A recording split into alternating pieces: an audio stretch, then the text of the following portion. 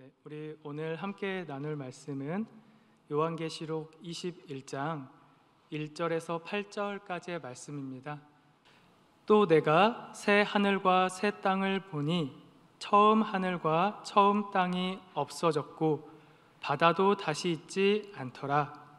또 내가 보매 거룩한 성 새 예루살렘이 하나님께로부터 하늘에서 내려오니 그 준비한 것이 신부가 남편을 위하여 단장한 것 같더라. 내가 들으니 보좌에서 큰 음성이 나서 이르되 보라, 하나님의 장막이 사람들과 함께 있음에 하나님이 그들과 함께 계시리니 그들은 하나님의 백성이 되고 하나님은 친히 그들과 함께 계셔서 모든 눈물을 그 눈에서 닦아주시니 다시는 아프고 애통하는 것이나 곡하는 것이나 아픈 것이 다시 있지 아니하리니 처음 것들이 다 지나갔음이러라. 보좌에 앉으신 이가 이르시되 보라, 내가 만물을 새롭게 하노라 하시고 또 이르시되 이 말은 신실하고 참되니 기록하라 하시고 또 내게 말씀하시되 이루었도다. 나는 알파와 오메가요 처음과 마지막이라. 내가 생명수 샘물을 목마른 자에게 값없이 주리니 이기는 자는 이것들을 상속으로 받으리라.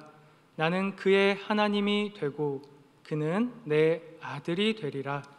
그러나 두려워하는 자들과 믿지 아니하는 자들과 흉악한 자들과 살인자들과 음행하는 자들과 점술가들과 우상 숭배자들과 거짓말하는 모든 자들은 불과 유황으로 타는 못에 던져지리니 이것이 둘째 사망이라. 아멘. 네, 우리 금요 기도회 이렇게 하는 말씀을 나누고 또 기도하는 자리에 나오신 모든 반석의 성도님들을 사랑하고 축복합니다. 우리 현장과 온라인의 자리에서 하나님의 은혜를 가득 누릴 수 있기를 소망합니다. 네, 우리 오늘 함께 나눌 말씀은 요한계시록인데요. 예수님의 제자 사도 요한이 그 당시 아시아에 있는 교회들에게 쓴 편지입니다. 이 요한계시록을 이해하기 위해서는 이 당시의 시대적 배경을 잘 아는 것이 중요한데, 사실 우리 금요 기도에 나온 많은 성도님들은 이 시대적 배경을 너무나도 잘 알고 있을 것이라 생각하지만 한 번 더 함께 나누어 보면 이 당시 사도 요한이 요한계시록을 쓸 당시는 로마의 도미티아누스라는 황제가 통치하던 시기였습니다. 뭔가 황제가 통치하는 시기, 믿음 생활하기 쉽지 않을 것 같은 시기이지 않습니까? 네, 우리의 예상처럼 이 도미티아누스 황제도 굉장히 기독교를 박해했던 황제 중에 한 사람이었습니다. 이 당시 그리스도인들은 어떤 오해를 받았냐면요, 두 가지 이유로 굉장히 큰 핍박을 받았는데요. 첫 번째는요, 독립국가를 세운다는 오해가 있었습니다. 왜냐하면 이 사람들은 계속해서 핍박을 받다 보니까 그들끼리 새로운 공동체를 만들어서 숨어서 지낸다는 오해, 그리고 정말 세상 사람들이 따라가는 질서대로 살지 않는다는 오해, 다 술에 취하고 돈에 취하고 권력에 취하고 정력에 취해서 살아갈 때 이들은, 이 공동체는 어찌된 일인지 세상과는 전혀 다른 모습으로 살아가고 있었다는 것이죠. 그러니까 이 로마 당시의 사람들이 이 기독교 공동체를 오해한 것입니다. 쟤네들이 아마도 로마 황제를 벗어나서 다른 나라를 세우려나 보다. 그렇게 해서는 안 되겠다라는 오해가 있었고요. 자, 두 번째는 그렇게 이제 따로 생활하는 그런 다른 삶의 모습이 너무나 분명하게 보여지다 보니 이들이 이제는 황제를 숭배하는 것을 거부하는 것은 아닌가라는 그런 생각까지 나아가게 됩니다. 실제로 이 당시의 크리스찬들은 그리스도를 섬겼기 때문에 이렇게 부딪힘과 갈등이 있었던 거죠. 자, 여기 독립국가를 세운다는, 새로운 공동체를 만든다는, 자기들끼리 모인다는 오해와 황제를 숭배하지 않는다는 그런 이유로 이들이 어떤 일들을 당하게 됐냐면요, 박해를 받게 됐는데요, 재산을 몰수, 내가 그리스도인이라는 것이 발각되면 재산을 몰수당하게 되었습니다. 그리고요, 추방도 당하고 유배도 당하게 되었습니다. 그래서 오늘 이 요한계시록을 기록하고 있는 사도 요한도 그렇게 유배가 되어서 터키의, 지금의 터키 에게 쪽에 있는 반모섬이라는 곳에 유배되어서 이 계시록을 쓰게 되었죠. 네, 내가 예수님을 믿습니다 하는 순간 재산을 몰수당하고 또 유배당하기도 했습니다. 그러나 거기까지 괜찮죠. 재산 뺏길 수도 있습니다. 유배를 당할 수도 있어요. 그러나 여기에는 어떤 또 핍박과 박해가 있었습니까? 우리가 너무나 잘 아는 것처럼 그 목숨값을 내놓을 때도 있었죠. 짐승들에게 던져지기도 하고 다른 많은 그런 일들이 벌어졌지만 여기서는 얘기하지 않겠습니다.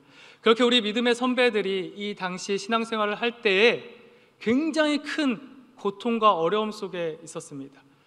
최근에 우리가 계속 재산, 돈 이런 얘기들을 많이 하게 되는데 코인을 투자했다가 실패를 했을 때, 주식을 투자했다가 실패를 했을 때, 부동산을 제대로 투자하지 못해서 지금 벼락거지라는 용어가 나오는 것처럼 우리는 이 재산상의 어떤 문제와 어려움이 생겼을 때 참 소망을 잃어버리죠. 절망감이 들게 됩니다. 그래서 제가 많이 듣지 못하지만 우리 반석의 성도들 가운데서도 굉장히 마음을 쓰려하고 아파하고 힘들어하는 분들이 계신 줄도 압니다. 그러나요, 이 당시의 믿음의 사람들은요, 건강하게 최선을 다해서 성실하게 살아가고 있음에도 불구하고 예수 그리스도를 믿는다는 이유로 재산을 몰수당하게 되었고, 다음날 내가 생명을 유지할 수 있을까를 걱정하면서 살았습니다.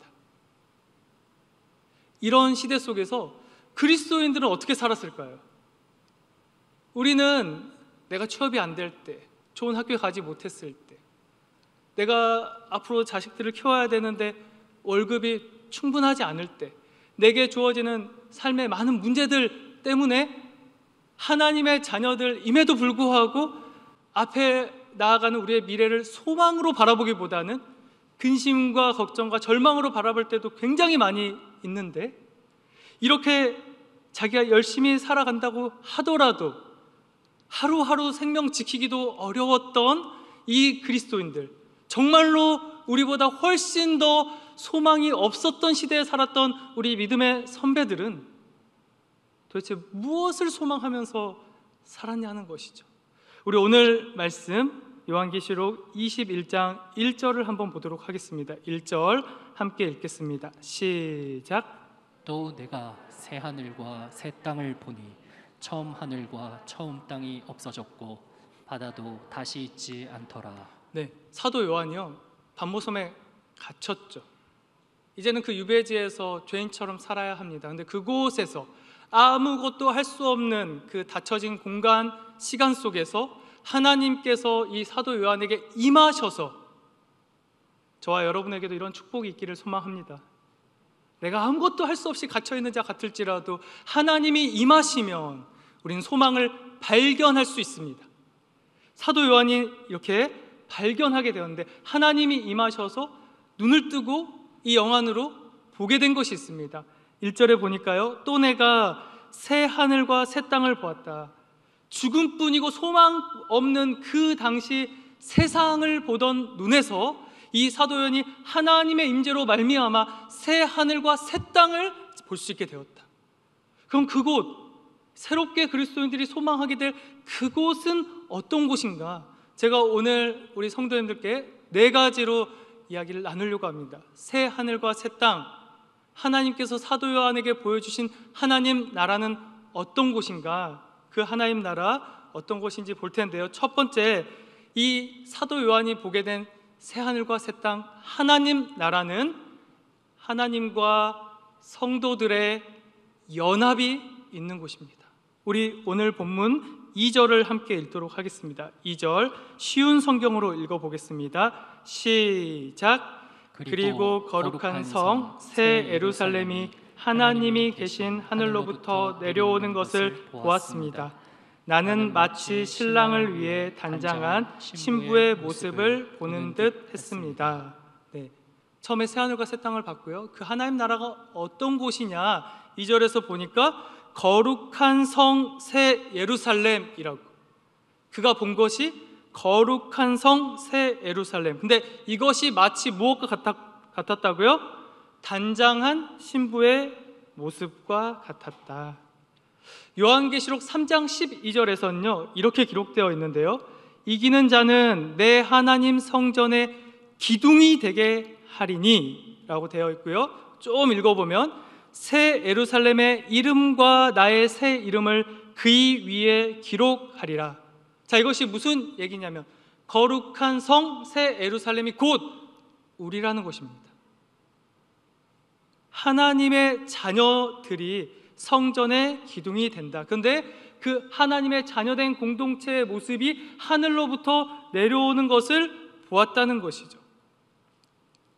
이어서 계시록 9절, 오늘 본문의 9절과 10절을 역시 쉬운 성경으로 그게 어떤 의미가 있는 것인지 더 한번 나아가 보도록 하겠습니다. 9절, 10절 말씀입니다. 우리 함께 읽겠습니다. 시작.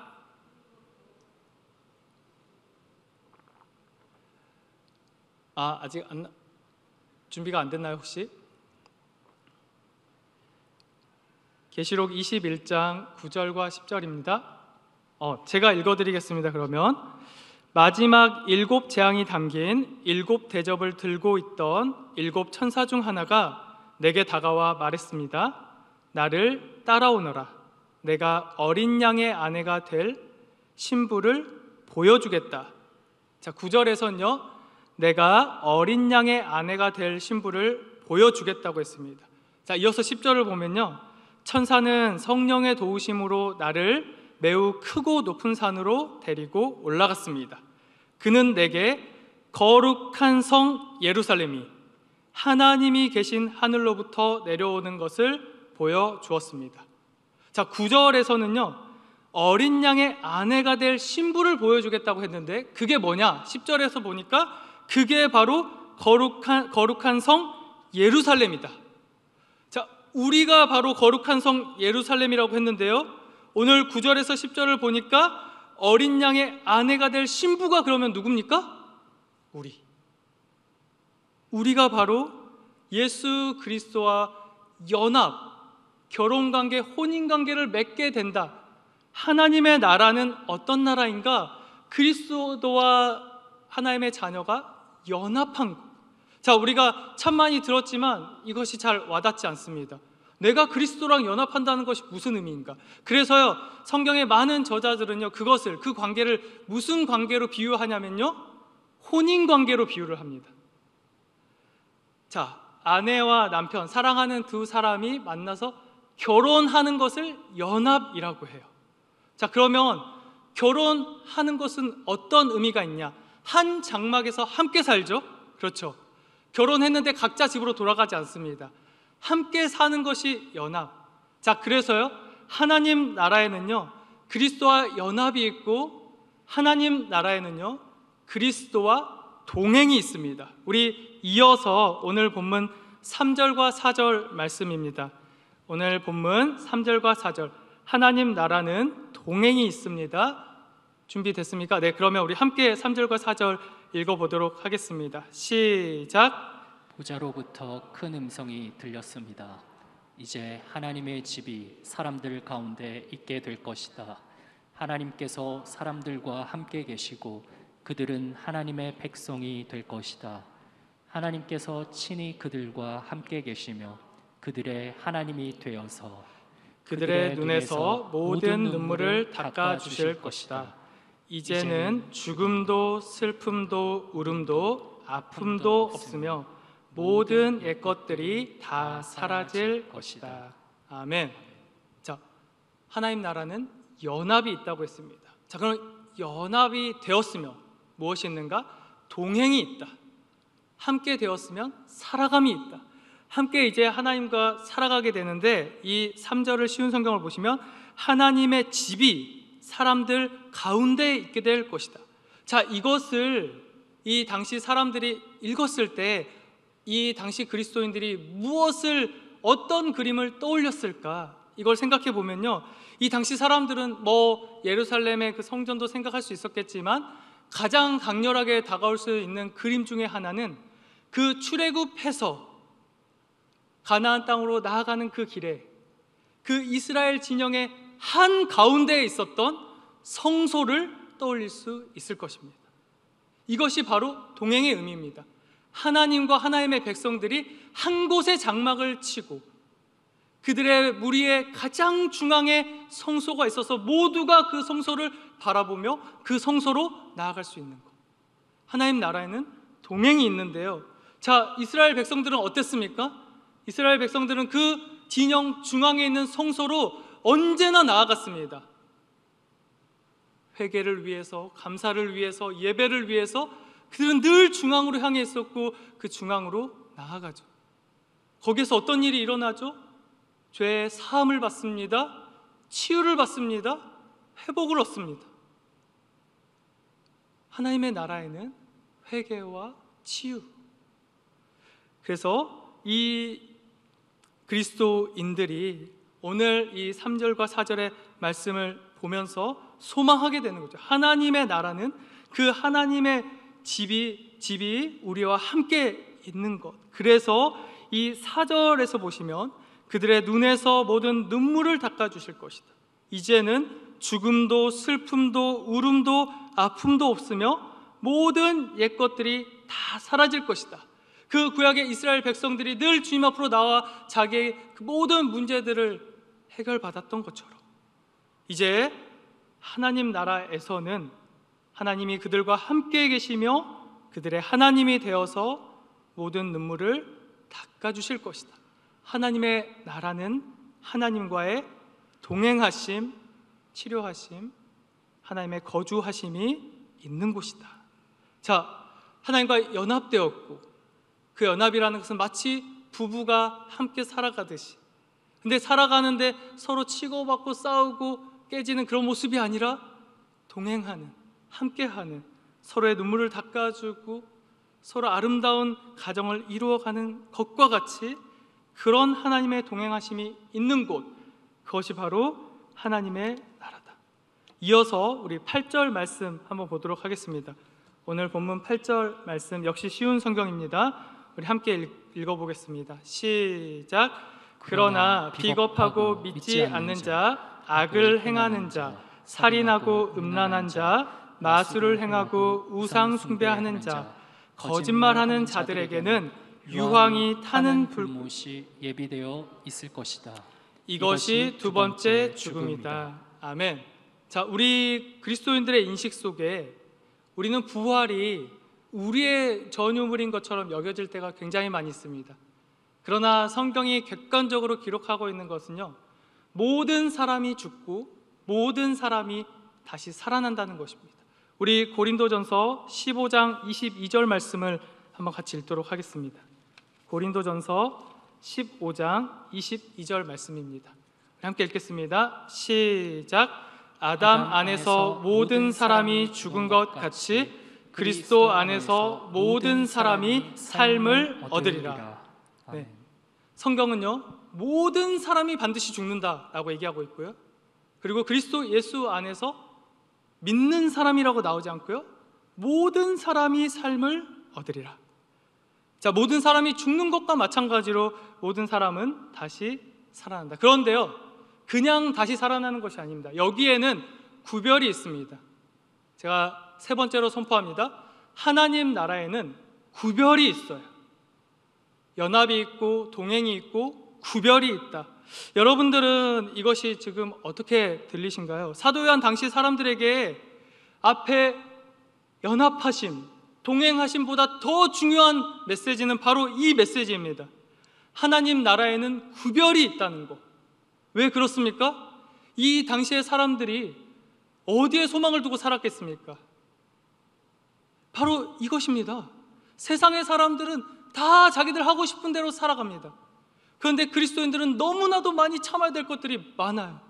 내 생명까지도 잃어야 할 때도 있다는 것입니다. 그럼에도 불구하고 이들이 그 당시 삶을 살아가면서 그리스도인이라는 것을 포기하지 않았던 이유는 하나님 나라의 구별이 있기 때문에.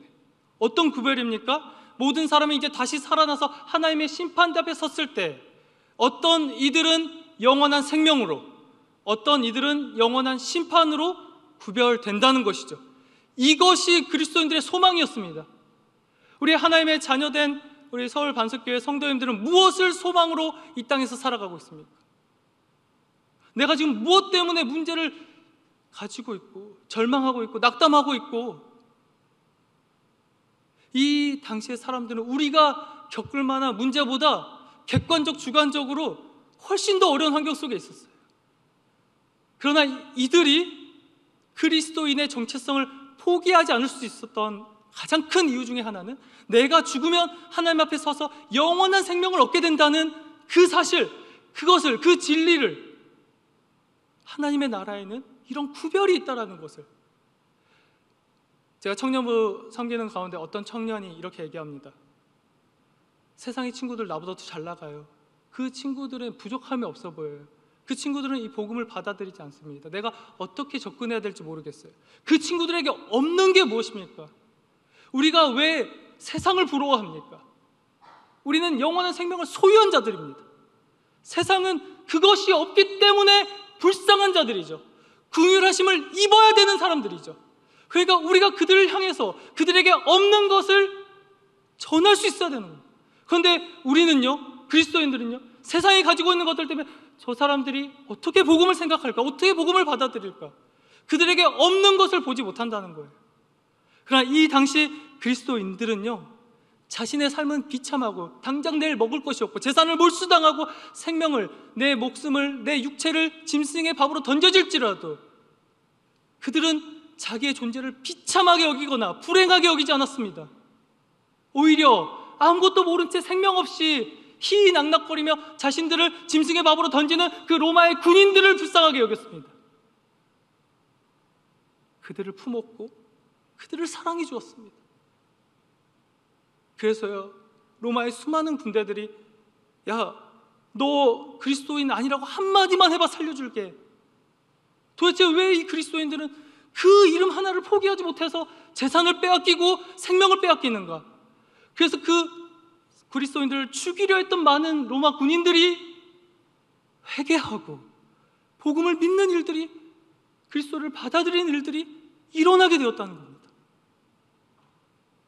여러분, 하나님 나라에는요, 구별이 있습니다. 반드시 우리의 호흡이 닿으면 다시 살아나서 하나님 앞에 서게 됩니다. 그럼 그곳에서 누군가는 생명책에 기록된 이름대로 하나님께서 이름을 부르셔서 자녀 삼아 주시고, 누군가는 여기 오늘 우리가 읽었던 말씀처럼 이것이 두 번째 죽음이다, 유황이 타는 불못이 예비되어 있을 것이다, 다시 살아나서 하나님의 심판을 받고 영원한 사망의 자리로 옮겨지는 것, 그것이 세상 사람들의 모습이었기 때문에 이 당시 그리스도인들은 자신들을 비참하게 여기지 않고 그 사망의 불못으로 들어갈 세상의 사람들을 긍휼히 여겼습니다. 자, 우리 이어서 우리 하나님 나라에는 어떤 곳이 있는 것인지 오늘 제가 제목으로도 좀 수정해서 기록해 보았는데요. 오늘 본문 10절과 11절을 함께 읽어보도록 하겠습니다. 오늘 10절과 11절의 말씀입니다. 함께 읽겠습니다. 성령으로 나를 데리고 크고 높은 산으로 올라가 하나님께로부터 하늘에서 내려오는 거룩한 성 예루살렘을 보이니 하나님의 영광이 있어 그 성의 빛이 지극히 귀한 보석 같고 벽옥과 수정같이 맑더라. 아멘. 계시록을 설교를 할 때면 마치 하나님 나라가 곧 임할 것만 같습니다. 그래서 제가 좀 흥분한 상태로 많이 좀 달려온 것 같아요. 급하게. 네. 오늘 마지막으로 이 하나님의 나라는 어떤 곳인가 이렇게 살펴보니까 이 10절과 11절을 다시 한번 보면 성령으로 나를 데리고 크고 높은 산으로 올라가 하나님께로부터 하늘에서 내려오는 거룩한 성 예루살렘을 보이니 하나님의 영광이 있어 그 성의 빛이 지극히 귀한 보석 같고, 그러니까 우리의 모습이, 제가 그 거룩한 성 예루살렘이 바로 성도의 모습이라고 했는데요, 그 성도의 모습을 이 사도 요한이 보았는데, 오늘 10절에서 쭉, 제가 다 본문을 정하진 않았지만 쭉 한 21절, 22절까지 읽어보면요, 무엇으로 묘사를 하고 있냐면요, 이 성전을 너무나도 세상의 존귀한 보석들을 다 갖다 박아놓은 것으로 묘사를 해요. 길에도 박아놓고 문에도 박아놓고 벽에도 박아놓고, 그래서 너무 지극히 귀한 보석 같다고 이야기합니다. 그 성이, 그 거룩한 성 예루살렘이. 그러니까 하나님이 보시기에 그 하나님의 백성들이 너무나도 어떤 모습이었냐? 존귀한 모습이었다는 것이죠. 제가 존귀라는 단어를 찾아보니까요, 높을 존자에 귀할 귀자. 그래서 지위나 신분이 높고 귀하다. 사랑하는 반석의 성도님들은 여러분 자신을 어떤 존재로 여기며 살아가고 있습니까? 높고 귀한 존재로 스스로를 여깁니까? 제가 다시 질문해 보겠습니다. 우리 하나님의 성도들인 우리 반석의 성도님들은 내 아내, 내 남편, 내 자녀, 형제 자매, 교회의 성도들, 직장의 동료들, 세상의 이웃들을 어떤 모습으로 바라보고 있으십니까? 하나님의 나라는 존귀함이 있다고 했습니다. 그래서 하나님께서는 그 보석들이 촘촘히 박혀 있는 것처럼 우리를 너무나도 귀하게 여겨주신다. 하나님께서 하나님의 자녀들을 귀하게 여겨주시는 그곳이 하나님의 나라이다. 그런데요, 우리 하나님의 자녀들,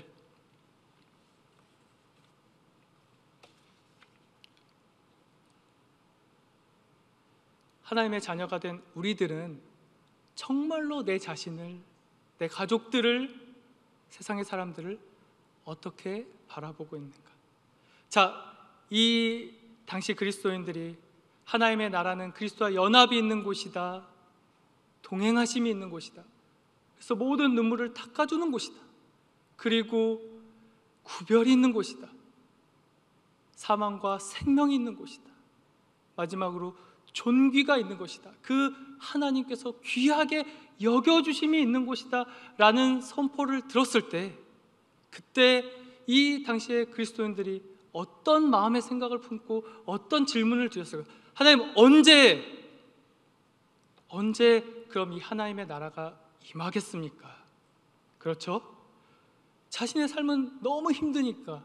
그런데 사도 요한이 본 하나님의 나라는 너무 좋은 곳이니까, 그럼 언제 그 나라가 임하겠습니까? 마음속에 우리도 갖고 있잖아요. 자, 그러면 그 질문에 이 바리새인과 예수님의 대화 속에서 답을 한번 찾아보도록 하겠습니다.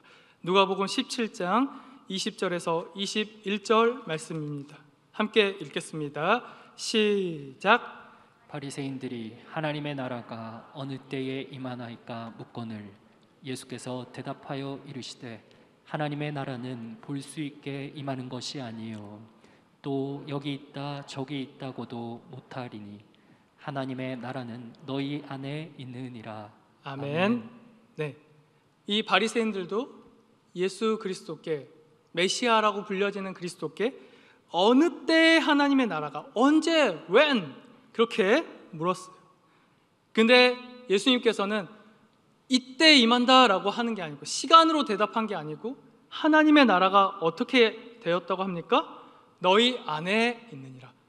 자, 많은 사람들이 이 본문을 오해할 수 있습니다. 하나님의 나라가 그럼 내 마음 안에서 소유하는 것이라는 의미인가? 라고 저도 오해를 했었고, 이 본문을 그렇게 보면은 아니라는 말 때문에 마음속이라는 의미로 받아들일 때가 있습니다. 그런데요, 이렇게 좀 원문을 보고 또 주석을 보니까요, 여기 안에라고 번역된 헬라어가 엔토스라고 하는데요, 영어로 번역하면 within이나 미들로 번역될 수 있다고 합니다. 미들은 미들스쿨, 중학교, 가운데란 뜻이죠.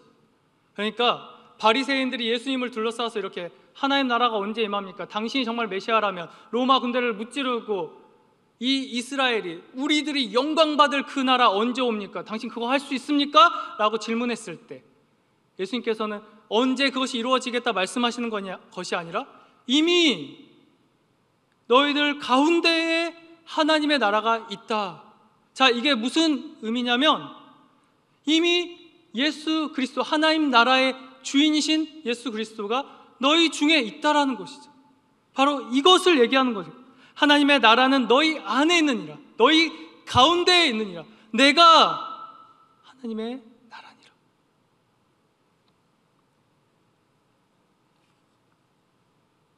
자, 이미 하나님의 나라가 임했다는 그 사실은 우리에게 무엇을 시사해 주는가? 이미 이 땅에서 그리스도와 하나님의 성도들의 연합이 있다는 것이죠. 이미 그리스도와 성도들의 동행이 있다는 것입니다. 이미 이곳에서, 이 땅에서 구별이 있다는 것이에요. 이미 이 땅에서 존귀함이 있다는 것입니다. 이미 이곳에, 지금 이곳에. 우리는 어느 때까지 거기에 가야 그것들이 이루어진다고 생각하며 살아가지만 주님은 이미 우리에게 응답해 주셨습니다. 이 바리새인과의 대화를 통해서 그 가고 싶은 하나님 나라는 이미 너희 가운데에 있다라는 것이죠. 자, 그럼 오늘 4가지 제가 말씀을 드렸는데요, 저는 여기에서 한 가지를 적용하고 말씀을 맺으려고 합니다. 하나님의 나라, 제가 제목에 넣은 것처럼 하나님의 나라에 존귀가 있다고 했습니다. 우리가 하나님의 자녀된 자로서 정체성을 8월달 한 달 동안 배우고 하나님의 자녀로서 하나님을 따라가는 것이 그 정체성이다. 무엇을 따라간다는 건 무슨 의미입니까? 하나님께서 우리를 존귀하게 여겨주신 것처럼 우리도 우리 자신을 귀하게 여길 뿐만 아니라 우리 옆에 있는 하나님의 자녀들, 이웃들을 귀하게 여겨야 한다는 것이죠. 자, 이 당시 크리스찬들은 자신의 재산을 뺏고 조롱하고 핍박하고 유배를 보내고 생명을 앗아가는 그 사람들을 존귀하게 바라봤습니다. 그런데요, 오늘 이 세상에서는 그것이 점점 더 사라져가는 것 같습니다. 우리 가정 한번 봐볼까요? 가정 안에 존귀함이 있습니까? 내가 부부가 서로 잘못된 선택을 하는 것으로 인해서 얼마나 많이 그 가정, 하나님 나라가 깨져갑니까? 지금 얼마나 많은 가정들이 그 깨어짐 속에서 아파하고 있고 기도 제목을 내고 있고 고민하고 씨름하고 있습니까? 오늘 이 기도의 자리에 가정의 그 문제들을 가지고 회개할 수 있는 우리 반석의 가정들 될 수 있기를 간절히 소망합니다. 여러분, 무슨 문제가 여러분들의 가정을 깨는 것입니까? 가정을 깰 만큼 크고 중요한 문제입니까? 그 어떠한 것도 경제적인 문제, 관계적인 문제, 부부 사이의 그 거룩한 연합을 깨트릴 수 없습니다. 여러분, 이것을 반드시 기억하는 오늘 기도의 시간 되기를 간절히 소망합니다. 여러분, 자녀들 어떻게 바라보고 계십니까? 내 욕심대로, 내 마음대로 자녀들이 양육되지 않는다고 해서 자녀들과의 관계가 깨어져 있지는 않습니까? 여러분, 부모님들과의 관계는 어떻습니까? 너무나도 주님께서는 우리를 귀하게 여겨 주시는데, 이미 이곳에 하나님 나라가 임했는데, 이 가정에서 여러분들이 부모를 대하는 태도는 어떻습니까? 무시하거나 함부로 말을 하거나 가벼이 여기는 마음은 없습니까? 부모님을 향한 존귀의 마음을 회복할 수 있기를 간절히 소망합니다. 여러분, 직장에서는 어떻습니까? 크리스찬들이 직장에서 굉장히 많은 괴리감 속에서 살아갑니다.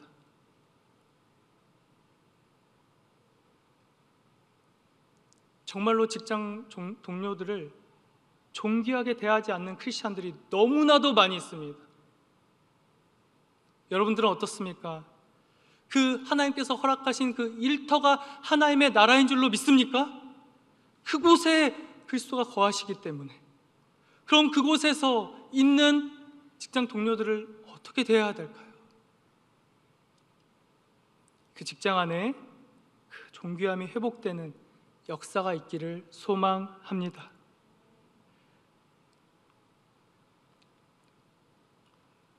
여러분, 정말로 우리가 세상에 내세울 것 없다 할지라도 하나님께서는 우리의 존재 자체를 귀하다라고 선언하셨습니다. 우리가 아무리 우리 안에 부족함과 연약함과 내가 가지고 있는 것들의 문제들로 인해서 이 땅을 살아가는 것이 힘들다 할지라도 하나님은 우리를 정말로 귀하게 여겨주십니다. 오늘 기도의 자리로 나아갈 때요, 내 가정이 하나님 나라이고, 내 직장이 하나님 나라이고, 내 학교가 하나님 나라이고, 내 이웃들과 만나는 모든 자리가 하나님의 나라이기에 그곳에서 만나는 모든 사람들과 존귀한 관계를 맺어갈 수 있기를, 회복할 수 있기를, 그것을 위해서 기도하는 이 저녁의 시간이 될 수 있기를 간절히 소망합니다.